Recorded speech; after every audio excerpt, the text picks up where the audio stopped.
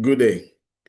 Today we got the news that China and America have agreed to reduce tensions in their ongoing tariff wars.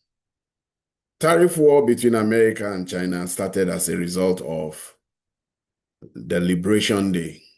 On April 2nd, President Trump in the Rose Garden declared Liberation Day. In his reckoning, a lot of countries were running big surpluses with America, and he wanted to um, rebalance that surplus and make America gain something by increasing tariffs. He wanted to balance trade between America and a lot of countries, and particularly all the countries that export things to America. And in that regard, the biggest of them all was China. China and America have between them trade of $582.4 billion. Now that's a lot. And the way it is that US exports to China 143.5 billion last year in 2024. And this year, and while China's total exports to America is 438.9, it creates a big deficit for America where China is almost in the surplus by almost $300 billion. But that sum has been reducing in recent years. It used to be even bigger than that. So Trump put 34% tariffs on China. China did the same back to America. And Trump escalated and made it 34%, and the Chinese responded. Trump took it to 125 and eventually 145%. And the Chinese took it to 125 and left it there and said they weren't going there. So basically, in the past few weeks, there's been an embargo between these two countries. But it was only China, particularly, that was able to stand up to America and stand up to Trump and say, you need to discuss with us respectfully. Don't bully us. Don't treat us like children. We are now part of the global power forces. In essence, that's what China was saying from my own reckoning. China, I said yesterday, is taking on America in an insidious way that many people don't even realize. Besides the fact that the Chinese have taken a large part of American manufacturing, no thanks to the investors from America, they have also started to undermine American financial system, even if to a large extent the Americans don't know it. China is now responsible, has as its trading, is the leading trading partner with over 120 countries in the world. And as a choice, since they trade in large volumes with many of these countries, the Chinese have created an option where those countries can trade with them in local currencies. They call it swap. And these local currencies means that they're not trading with the dollar. I had said and put out in one video previously that my own belief is that the dollar is the biggest strength that America has. The dollar is America's biggest strength, and it is the greatest gift of Richard Nixon to America. America has had surplus in inflow of capital for several years, but it's not the same anymore. These days, bond yields in America have really gone up. 10-year yield now around 4.3%, and the 30-year yield is 4.8%. It never was this way. It used to be in the region of 2.1, 2. Very low. And it meant America had always had surplus in cash. But this reality is changing. China used to be a big buyer of American debt and treasury bonds. They are no more doing so. And same thing with Russia too. They are no more doing so. Saudi Arabia, I live there. I know what the Saudis have decided to do. They've put their money more in their sovereign wealth funds, and they are using their money to stimulate their local economy, be helping to build out their housing sector, helping to stimulate local industries. They are loaning money to a lot of local industries, and they are building new cities and infrastructure all over the country and using their own money rather than parking the money in banks in New York. In all these little collective activities are undermining the once powerful strength of the dollar. Not that it is reducing access to cheap capital, cheap funds that America has had and enjoyed for several years. Several years, America always had a surplus of funds. And anytime that the American government wanted more funds, they could always get it in issuing new treasury, new bonds, and it has made the American debt to move from 20 to 32, 34 trillion now over the course of 2 or 3 decades.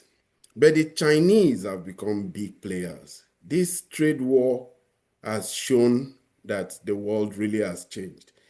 China says, meet us as partners, don't talk down on us, don't bully us, don't even attempt it. We should try and understand where China is. China has never been loved in America. There's been a long history of xenophobia in America. In the 18th century or 19th century, the Chinese labor was used in building a lot of the railroads, the coast-to-coast railroads that we have now that defined America's industrial growth, had a lot of Chinese indentured labor. But in one period, people said, slow down, don't allow the Chinese again. And there was an argument that made the Chinese to be blocked out of America for almost 60 years. It was called the Chinese Exclusion Act. So for over 60 years, the Chinese, particularly as a people, were not allowed into America. But that changed when China and America became partners during World War II. And the act was eventually rescinded. But now, the political class in America have come to see that China has somehow, despite several attempts to undermine her, grown.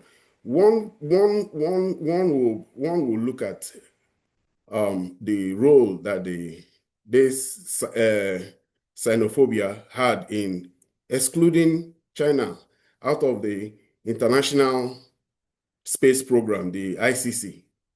It was specific. NASA was instructed by politicians, by a Republican bipartisan group of politicians, that they should not allow the Chinese into the ICC, into the International Space Program. Then the ISS, International Space Station Program. The ISS was a program of cooperation where I built out a very big space station in space, and it includes Russia, America, Germany, most of the European countries, even some of the Japan and some of the Arabian countries and the European countries. But China was specifically excluded. To address this, Chinese built their own Tiangong, and now the Chinese have their own. So there's been many times attempts to suppress the Chinese, but the Chinese have been growing and growing and growing. And if there's any force that shows the ability of the Chinese, it's this their new capacity to manufacture. It's frightening that almost if 10 ships are built in this world, almost 70% of them, or between 50 to 70%, are built in China. The manufacturing ability they have was the manufacturing ability America had in 1945 or even the 50s. Now they have also moved forward and become very good with electronics. To a large extent, well over 70% of the global electronics is manufactured in a city called Shenzhen. This includes circuitry, deep knowledge of electronics now that the Chinese possess. And there are some exclusive technologies that they are very competent in. They are leading now in modern day nuclear reactors. They are leading in drones. They are leading in electric cars. They are leading, and they have immense manufacturing capacity. Now they are translating that manufacturing capacity into military hardware, replicating. They will find a new military platform, and then they will be able to build it out and replicate it. So this is a problem. It's a clear and present problem.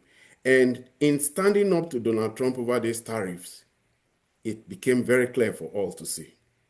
But that is not just it. China has built alliances. If America is strong in anything, and if the West had always been strong, is their ability to form alliances.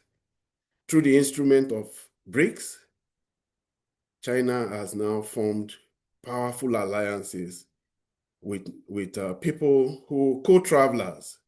First, people who are dependent on them for more reasons than one. Iran. Iran was shut out of the whole global. They had no ability to sell their oil, but Chinese came and took their oil. They need it.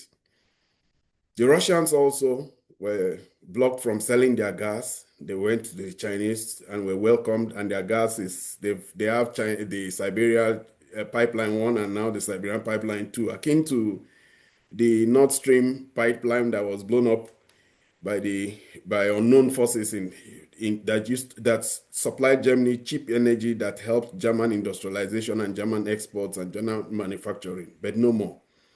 So now the Chinese have formed something that is very, very, very powerful: alliances. They have used soft power and used their Belt and Road Initiative to become close allies to a lot of people. Where America will ask to build um, um, mm, bases, military bases, the Chinese will help you build a port, commercial port, an airport, a stadium, a hospital. So they've, over time, insidiously, in their own little way, built influence across several countries. But if the Chinese have done anything at all, is that they created a market where the Europeans have found out now that their best sales in any product that they manufacture is in China. Prada sells the most amount in China. Moet, luxury goods sell so well in China. First, they used to come to the Chinese. They used to allow the Chinese come to their market to buy. Now they have to take it to the Chinese, and the Chinese buy it there. Europe's biggest market now, apart from America, is China. And to a larger extent, you might even say it's not even America anymore. It is China. Because the collaboration between them and China is what is leading to this Chinese growth in manufacturing. Nobody can take away the fact that the Germans, the Italians contributed very significantly to the manufacturing, to the growth of Chinese manufacturing. So this trade war that is ongoing, this trade war that has shown us that, yes, the whole world, as Donald Trump said, were coming to kiss his ass and everything. The Chinese didn't do that. The Chinese stood up, stood for themselves and said, treat us as equals. Don't bully us. And if anything has come out of this, is to show that indeed the Chinese have made a point. Don't take it away from the Americans. This still is the most powerful country in the world. This still is a country that attracts the most amount of talent. This still is a country with immense ability, knowledge in so many things you can never write off the Americans. The Americans are they are a phenomenon in global history. It has never happened. Nothing like this has ever happened, and nothing as have we seen like this, like America. America still is the strongest, most powerful, most innovative country in the world. But the way the world is moving, it's now a bipolar world, if not a tripolar world. It is now a world where China has formed immense manufacturing capacity, economic capacity, and I dare say military capacity to pose to become a tree on which a lot of the people dependent countries are depending on.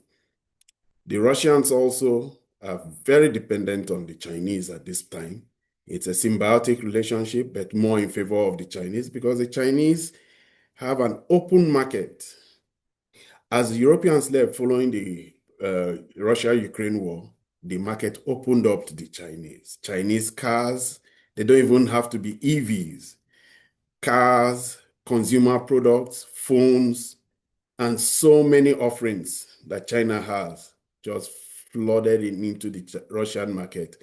And Russia-Chinese trade has grown astronomically from a mere $240 million 20 years ago to $250 billion last year. Things have really changed.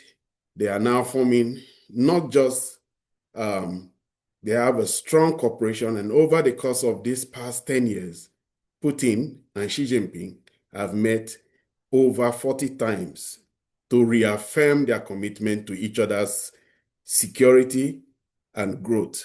They have formed a comprehensive partnership.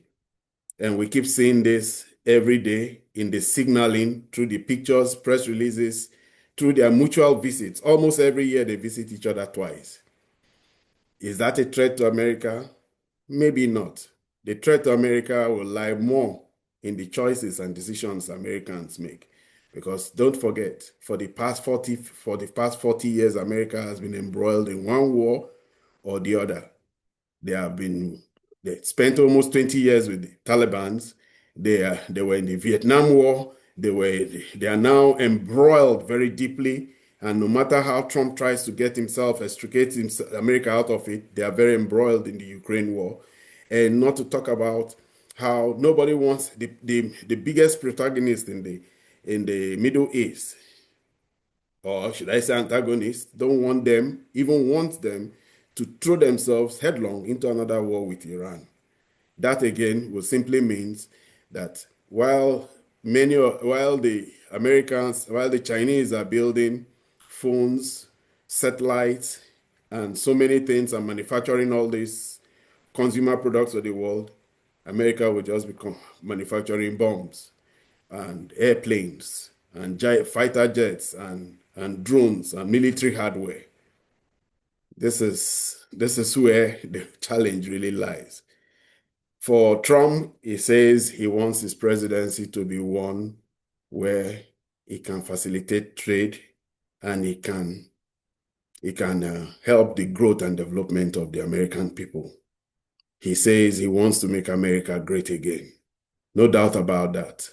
But the truth is, he will have to learn diplomacy, and he will have to learn how to get his way, not from knocking people's head, but by negotiating with them, talking with them, and coming to agreeable compromises with them.